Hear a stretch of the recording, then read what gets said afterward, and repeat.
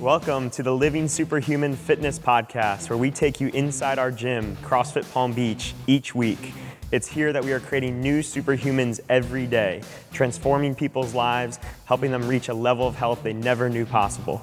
We strive to answer your most burning questions on fitness, health, nutrition, training, motivation, mindset, lifestyle, and more. If you have a question, please email us at info@crossfitpalmbeach.com. You can also learn more on our blog, livingsuperhuman.com. And if you have a moment, we'd love a review from you on iTunes. All right, it's time. Let's stop being average and start living superhuman.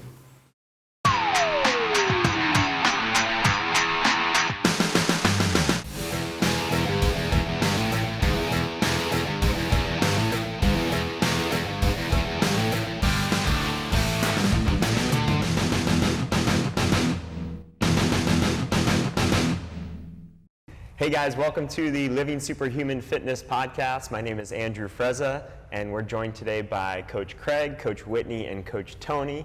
And today's episode, we're going to be talking about why former athletes love CrossFit Palm Beach.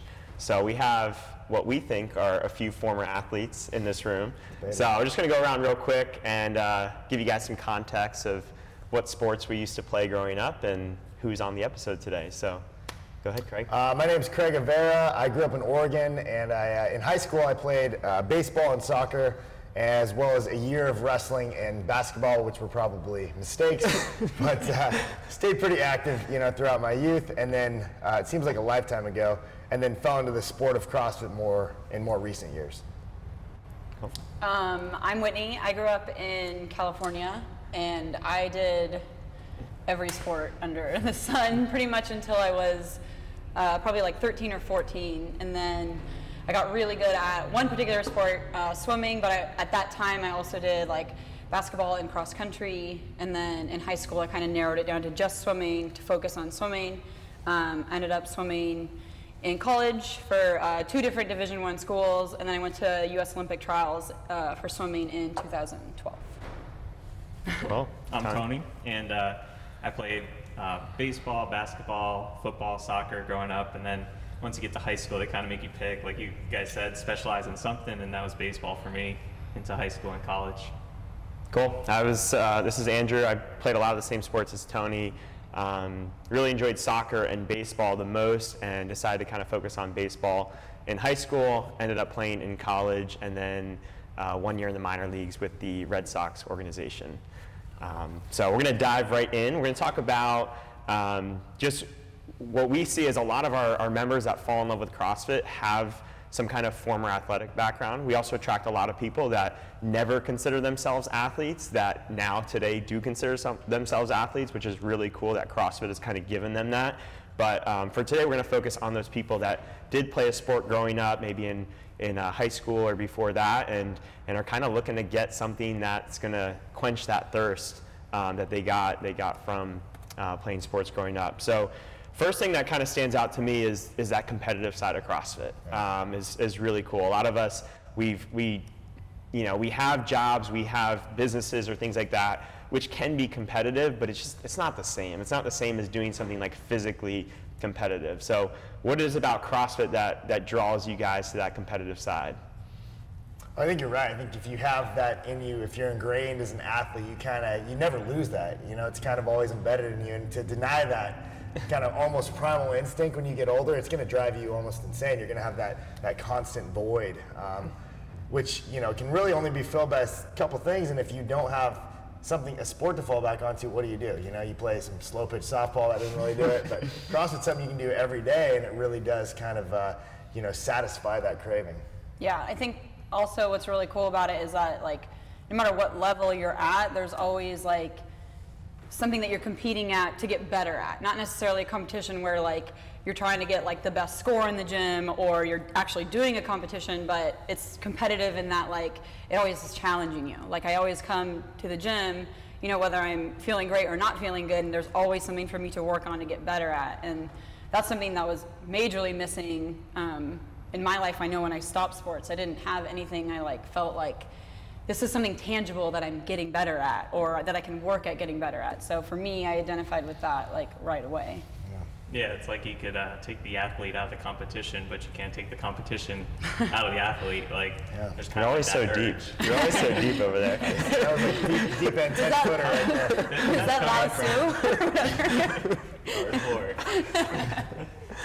That's coming from like probably the least competitive person out of this circle too. Like, I don't think I'm very competitive. I played baseball, which I feel like is more of you're competing against like the object of the ball rather than an actual person. You're not in the grind like boxing out or like tackling anyone. Maybe a couple of fights, but that was it. Baseball. But you know, it's like to find that like competitiveness. I didn't have it. Like going to Gold's Gym, you know, I think about what I did before this. Like there was no purpose. You had goals. Like maybe I had a goal of like I want to bench 300 pounds, and then I hit it, and then it was like, okay, what's next? All right, but like I'm in here competing against myself. I think every week I like genuinely surprise myself in like what I can do, and like what the coaches pull out of me. And they say, hey, go for 5 rounds today, and I'm like, I can't do 5 rounds, and I do 5 rounds, and I'm like, holy crap, like I did that. Like to me, that's competing, rather than like this head-to-head competing that people may think we're talking about. Yeah, it's interesting how you brought up like the Gold's Gym dynamic, because you know I was there too, and in theory you could compete there. You could set a goal and try to beat, you know, lift more weight, do more reps than you did the day before. But there's something different about, maybe it's the variety of movements in CrossFit, where it's you have things like muscle ups and handstand walks, and there's like very unique challenges that come within CrossFit that make it just, it gets more out of you for some reason, which I really like, you know, about this. So And then, like, let's say you hit that benchmark, like you hit your 300-pound bench, and you're like, oh yeah, I did it. But then you look around the room and no one cares. You know, it's like, and then here, you know, you have someone getting their first pull-up, which is, you know, may not sound that great to just someone you're talking to on the street, but if you really appreciate that here. And you know, like Allison got her chin over the bar on a jumping pull-up a couple of days ago, and you know, it's been the talk of the community since then, and everybody's like behind her about it. You know, it's just you wouldn't get that at a Gold's Gym type of thing. Yeah. They'd just be like, get off my bench, bro, and wipe down your sweat. I think something for me, I mean, I wasn't really ever a Gold's Gym person. I think I went there one time and cried on the Stairmaster and left. I don't like this. But I was in tears because I was so used to having like a goal that had to do with like my capabilities or my ability or my performance, not necessarily just like looking shredded. I remember like vividly, and I've talked about it before on other podcasts, where I was on the Stairmaster and just tears were just coming down my face because I was like, I don't know what I'm doing. Like, why am I pushing harder? Like, I'm going as hard as I can, and like, but I don't know why. Like, I'm not trying to make a certain time or be on a certain team or I had no goals. I was just like, it didn't make any sense to me, and I think that CrossFit brings in a little bit of that. It makes sense. You have that feeling and that sense of being an athlete, not just like looking good. Yeah, that's a benefit of it, but like feeling good, feeling like an athlete, feeling like a part of a community, and that was missing for me, you know, elsewhere. yeah, it's that like shared goal. You have that team that everyone's kind of working together. I mean, you did more of an individual sport, but I'm sure you still felt like you have kind of a team. And that team working towards a single purpose is like, it's so valuable. It gives you so much more purpose in your workouts and direction. It's awesome. Yeah, and even in baseball, it's a team sport, but you're very focused on what you can do and like your individual like ability. So I think it's a lot along the same lines as swimming and some other sports where you're like really focused on yourself. And that's really what CrossFit is. It's like you're really focused on what you're doing yourself. And what you do isn't going to help out someone else's score unless it's a direct team workout, which it's usually not. It's usually you on your own. But like through this rising tide lifts all boats, like that's how we get better as a team, quote unquote. Another deep one, Tone. Wow, I gotta step my game up next time. Got some zangers. I like them. Should have had more caffeine this morning to keep up with this guy. Yeah, I think that's Triple like shot tomorrow. really important though for like, I mean, anyone coming in from, you know, doing sports. Like, I did sports my whole life, and I never went to the gym to like get healthy or I was always like working out as part of my sport, and like I never understood it in the reverse way, which a lot of people come to the gym because they understand fitness as a way to be healthier, which is definitely 100% what we do. But there's also that flip side of like, I don't know, just having that sense of being an athlete. And I, you know, became a better version of myself my whole life, and then I was like, oh, I need to go sit in an office all day long. Like, that element is missing for a lot of athletes when they have to like enter the real world, I guess. And just being able to kind of tap into that a little bit along with like the health aspect, I think is really important. Which is really cool is that once someone can tap into it physically again, they can then translate it back to the thing they're doing. So they might have a job where they work 50 hours a week, and they've maybe become a little complacent in that job, and they just kind of go through the motions. And then once they get back into that physical realm, when they realize how to compete again and how to set goals and break through them, it's like then they can translate that back to the workplace, and the two feed each other. Yeah, it's really for sure. cool. I know it's definitely helped us on the business side, and like I've seen it with a lot of the members. It kind of just toughens you up, just makes you a little bit thicker skin. Like you're like, God, I can do, Fran on a Monday morning. I can go to work and take these emails. It just makes everything else seem less scary because you're in such an insane amount of like fight or flight. When you're in the workout, it just makes you become like a tougher human, which directly correlates. I agree. One of the things I've always really related to is that team environment, and just not even so much the team pushing you, but it's just the fun moments that go with having really good people around you all the time. One of the reasons I stopped playing pro ball was because when I played high school and college, I thought I loved baseball, but what I really loved was just all the things that came with it, the road trips, the dinners afterwards, the time in the dugout between innings, all those fun moments with your teammates. A lot of my best friends are from my high school and college baseball teams. Once I got to pro ball and it was very individual, it was all about you being the best baseball player you could be, and that was it. It didn't really matter if you won or lost a game. It wasn't fun anymore. And when I found CrossFit, I was like, man, this is it. This is that camaraderie I'm missing. This is fun. You're joking around between the workouts, after the workouts. That's really cool. Yeah. Yeah, and I think we have a lot of the same commonalities. Like the thicker skin thing. It's like we all kind of do this together. You recognize a past athlete. Like you can kind of say, hey, you did like sports before, because I can see like that thicker skin in you. I can see that fire in you. And like, that's what we all share now. Whether someone did sports like way back in their past, or they've just been doing CrossFit for 2 years now, they've become an athlete.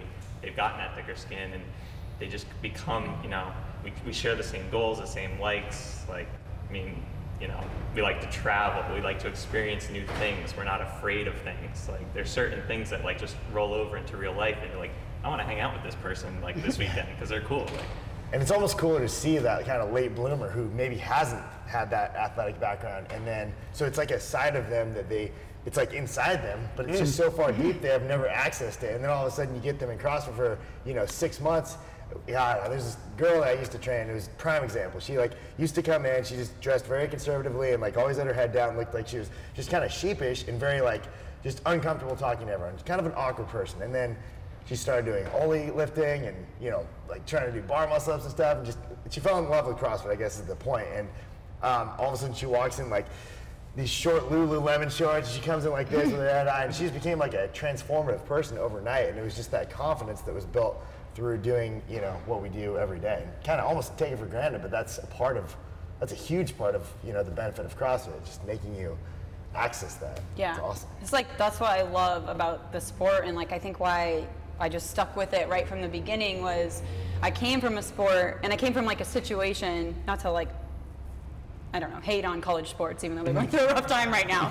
But I came from this situation where it was sort of like you either got it or you don't got it. Like it was, when you're a Division I athlete and you're on a scholarship, you're under a lot of pressure to like perform or not perform, and there's not a lot of investment from a coach standpoint getting you to perform. Like there's a lot of self-reliance and like you making taking advantage of those 4 years, because the coaches are on to the next one. Like after you're only with them for so long, so they're already looking at who's coming up. So when I entered into CrossFit, and I felt like an investment from the people around me, and I didn't feel like I'm stuck. Like I can only do 3 pull-ups, and I'm only going to be able to do 3 pull-ups for the rest of my life, or I can't do a pull-up, so I'll never be able to do a pull-up. That is like so out the window. Like if you can't do a pull-up, like you're doing a ring row, and then if you're doing a ring row, you're doing moving your feet lower and doing a more difficult ring row, or elevating your feet and then attempting a pull-up, and like this progression to become a better version of yourself, and not this like, oh, you entered at this capacity and that's it, is what I love about this sport. And like, I think it's what makes me want to be a coach and like give that to people, to know that they can come in here and that's not it. Their first day is just the beginning, is really cool. It's not like varsity or nothing. Like if you don't have the talent to get it, it doesn't matter. Yeah. You can be at any level, and we want to see you get better. Yeah. You know. And I remember the first day I walked into a CrossFit gym for the first time. You know, it's just different. Like the ability to drop weights in a gym, the ability to have loud music. It took me immediately back to like training for the season, the weeks and months before the season. You're getting ready and you're in that. And you know, I think if you've been in that environment before, and then you walk into a Gold Gym and it's quiet, no one's really working that hard. There's a few people mixed in. You know, you try to set up some equipment, you're in someone else's way. Like it just stunts that so much. And if you have an environment where you can just kind of let loose in that athletic sense, it's nice. It's really nice. You almost get weird looks at Gold's Gym with the guy trying too hard. You know, it's like, what's up with this guy? He's actually sweating. Like, just listening to his iPod. What's his deal? Yeah. It's crazy. Cool. So let's talk about like progressing. I mean, like Whitney, you had the sport swimming that you wanted to be at a high level at. Craig too. I don't know what your aspirations were on like baseball and stuff like that, but I know you've gotten into to being, you know, more than just competing in the gym. You guys have both like competed on a big stage. You know, Whitney being at regionals a few times, Craig being at regionals in the games. Like, I know it's not an option for everybody, but for some people, this could be the thing that becomes their new sport, and they get really competitive in it. And they have masters divisions too, so it doesn't really matter if you're, you know, 40 or older. Like, you don't have to be in your prime 25 right now. You know, what is this giving you guys from that standpoint, that like next level? Oh God, so much. I feel like when I look back, not that my swimming career wasn't great. It was great, and I learned a lot from it, but I did not grow very much as a person. I like basically had my head down, and I was like, I don't know, it was like a horse like chewing on a bit, just like trying to work as hard as I can to like get this goal, and I never applied like some of those life lessons to any of the other things I was doing. I was so focused on like just achieving this one thing that it kind of like ruined the end of that experience for me. And I didn't grow from it. That's why it ruined it. It wasn't like necessarily that I didn't achieve it, but it was like I spent so many years kind of like stuck in this one spot, kind of repeating over and over again similar scenarios, and I wasn't really growing or changing or becoming a better person. And like, I mean, if you met me before I started CrossFit, I was totally different than I am now. And like, I 100% think that it was from just some of the transformation that I've done, you know, specifically at this gym, but yes, like in CrossFit in general. And it's just, for me, it's just made me a better person. And as coaches, like we focus not only on becoming like a better athlete at the gym, but like Andrew pointed out in the very beginning, just like applying that to the rest of your life and seeing how those changes can like snowball into like this really cool effect.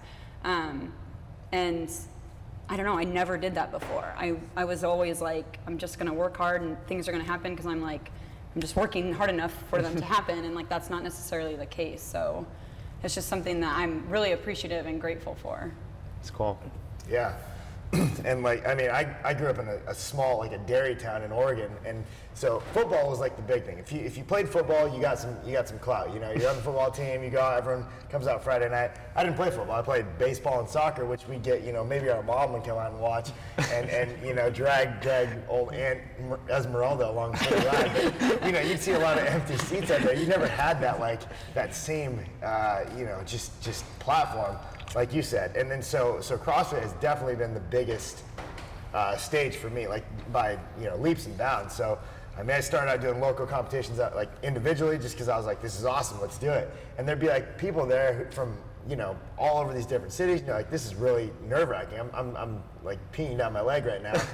It's scary. And then you go to, you know, regionals where it's just like you can hear people like yelling things at you. Like you can literally pick those things out of the stands, and you're like, God, this is insane. This is as close as I'm ever gonna feel to like, you know, being, you know, on the mound at Fenway Park throwing, you know, 60 feet. So it was really crazy. yeah, and I always told myself, like, because I wanted to be a professional baseballer. When I was like 5 years old, I had the same dream as Derek Jeter. I just never achieved it. He did. Like, I wanted to be a shortstop for the Mariners, actually, and but didn't ever achieve that. And then so this was kind of like almost like a second chance that was just kind of thrown.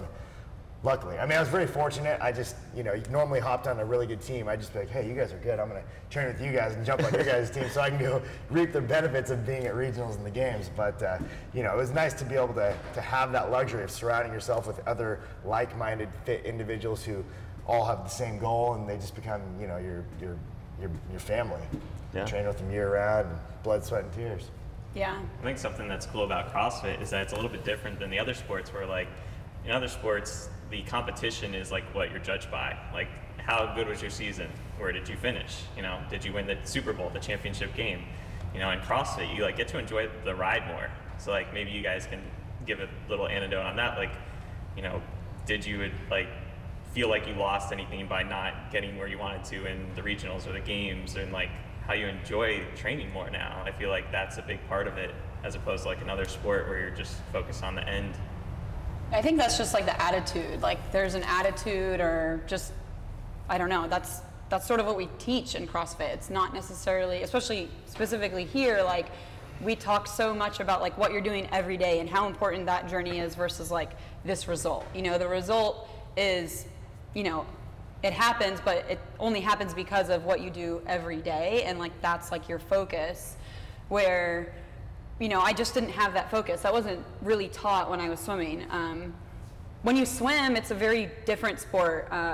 It is individual, but there's also some team aspect too, but there's a lot of like reliance on this coach. What did I do wrong? How did my race look? What did my start look like? What is, did I hit my taper right? Have we overtrained? Like there's so much of like you telling me what to do that there's not a lot of like, okay, what is really going on with me? Like, what decisions can I make to be a better athlete? And that's something that I learned focusing on, like, the day-to-day, like, becoming my own better coach with a coach. Like, I do have a coach, and we talk all the time, but it's a lot of, like, me assessing what's going on with, like, my own, body, my other training sessions in the week, my sleep, my diet, like, all these other things.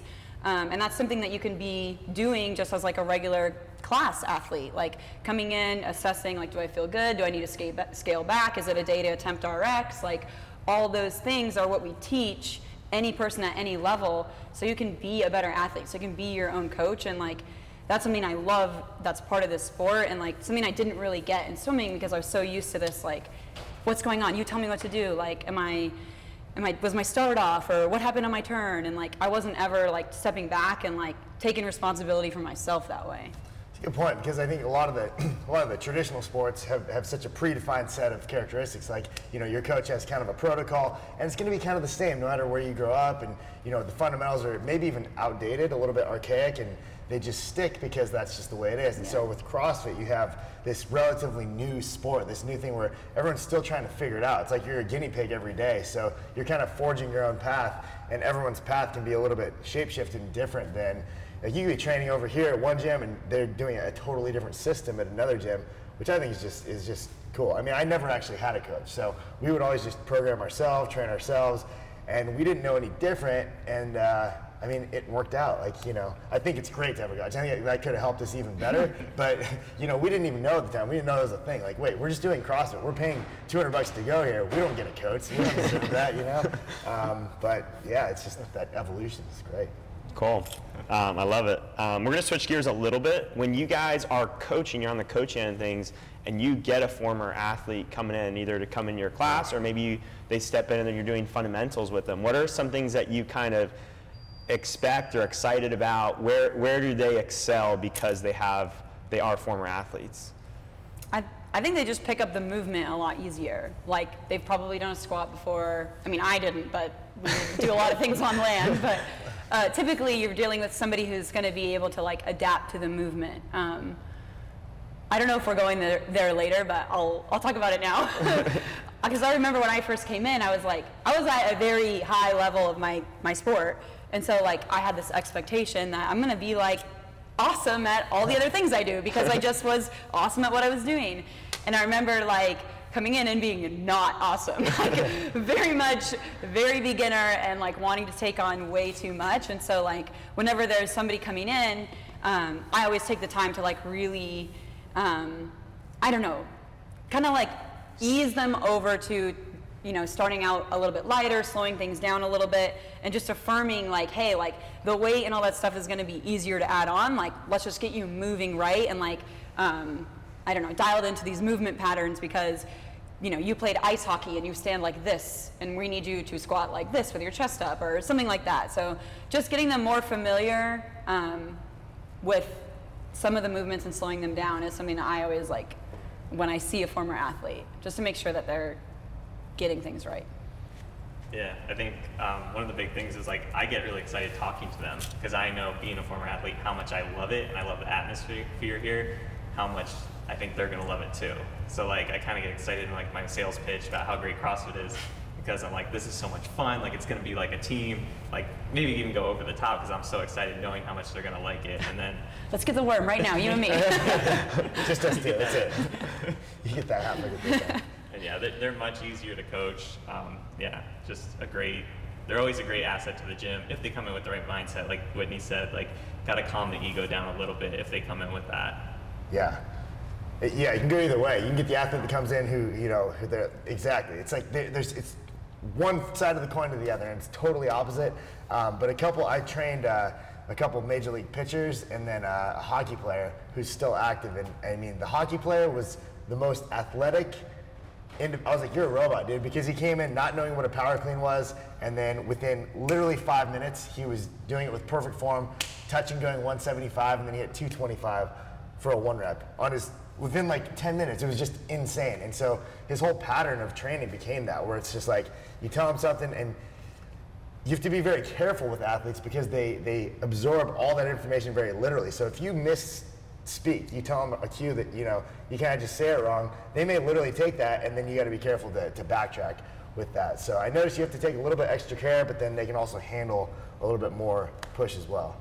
Yeah, the side that I always think is cool is like they always have that mental ability to push themselves. Mm-hmm. You know, they've already been doing that for multiple years, and you can kind of expect that, okay, like they're gonna push themselves in this first 10-minute AMRAP on day one, and you're gonna get a pretty good idea of where they stand because you're gonna get their best effort.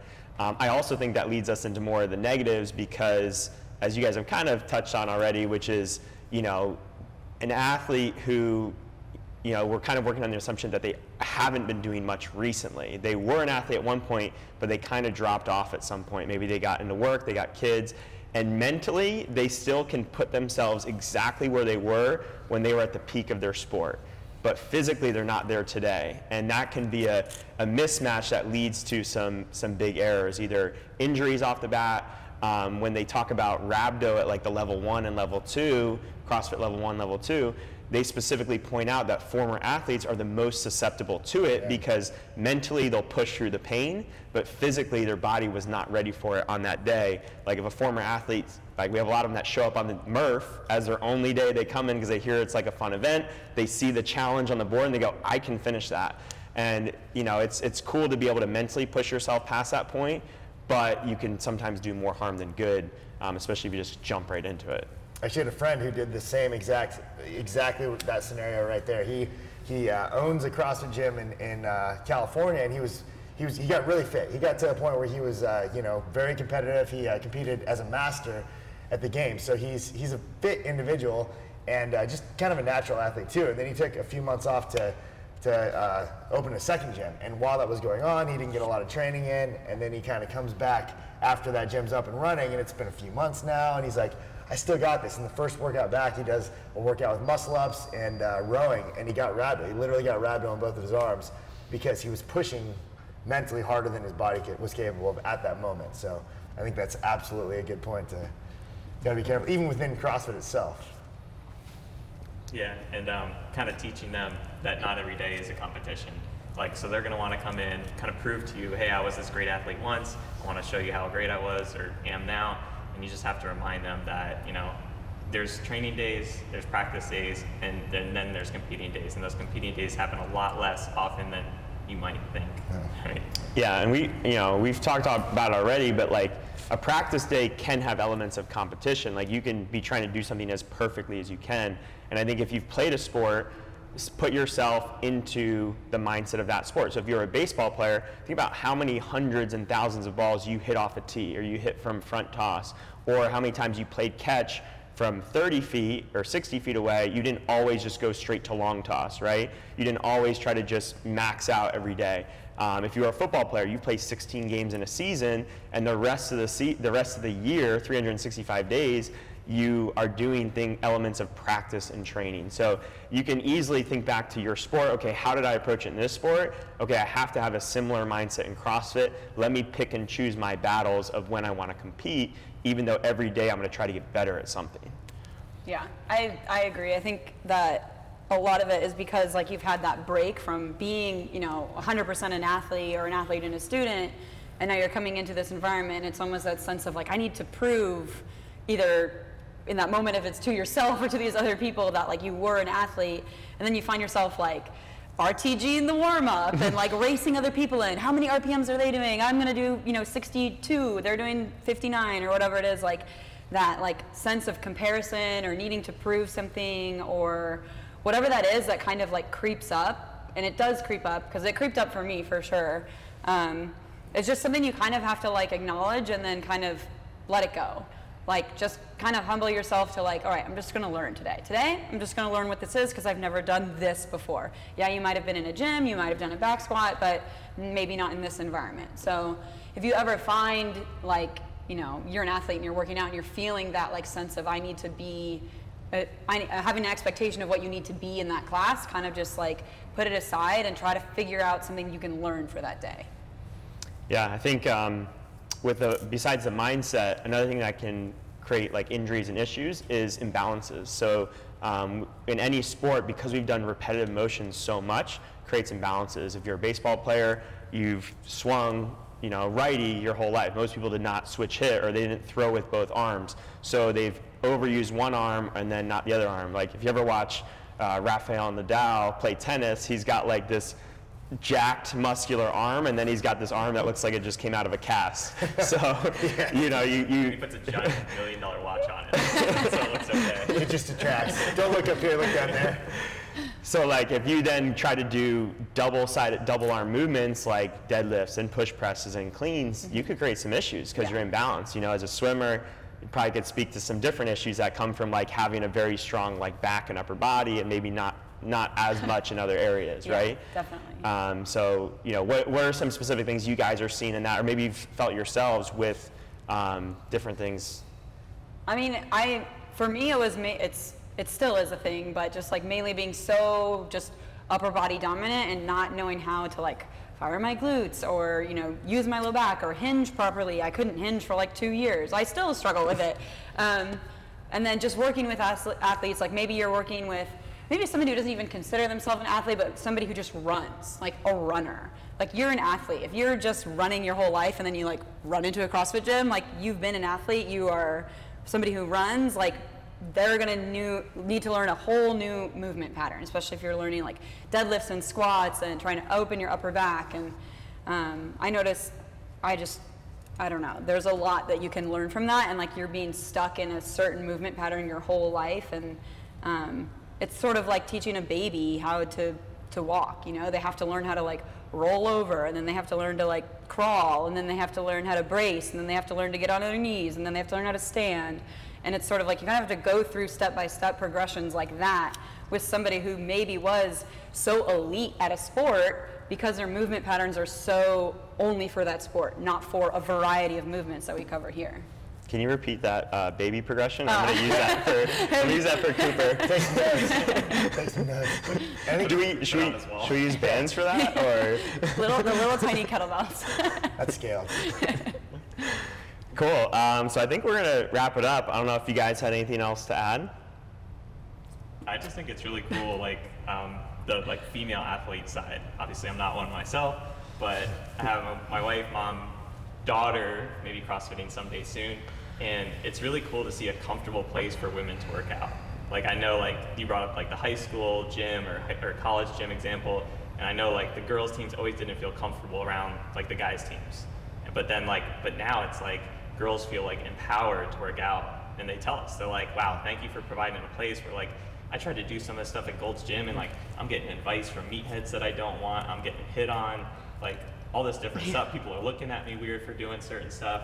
But now it's like they have a place, like, you know, guys and girls, but I like to see, like that I've seen it in CrossFit so much, is where the female athlete can just run with it and just like really have like huge progress and like and it really feels like an equal playing field. I mean, I go into a lot of workouts, and I know if there's a fit woman next to me, like I'm gonna have to push to try to. It's no different than if I'm working next to Craig. It really does not matter in this setting. Whereas I think in other settings, like we do co-ed soccer, and I mean, there's some girls that kick our ass on the field too, but Absolutely. And on average, the guys are kind of taking over the game more so than the girls are on average. Whereas in here, it's just different. It doesn't feel that way. Yeah, I really can't think of anything else where it is that situation where, because they have their own equipment that's, at that kind of like 70%, but it's still relatively the same weight for them, and then they're competing with you side by side. Like, you can't do that. You're not going to play soccer and have, when the ball goes to the girl, you switch out for a smaller ball or something like that. Like, you don't get that anywhere else. So it is a very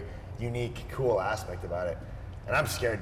I'm terrified by some of the fit girls here because, they'll whoop me and just make me look silly. So. There's one sitting next to us right now. Yeah, I know.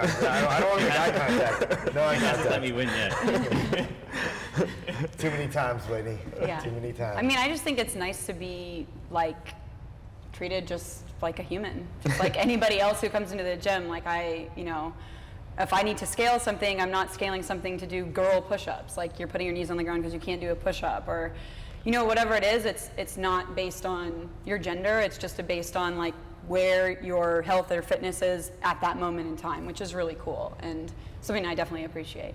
Cool. We'll wrap it up. Just if you are a former athlete and you happen to stumble upon this episode, I would highly recommend trying it out. I know all my old baseball teammates, even if they don't live in the area, I'm always trying to convince them to try CrossFit nearby because I think they'll love it and find that passion again. So give it a shot, and we'd love to see you in the gym.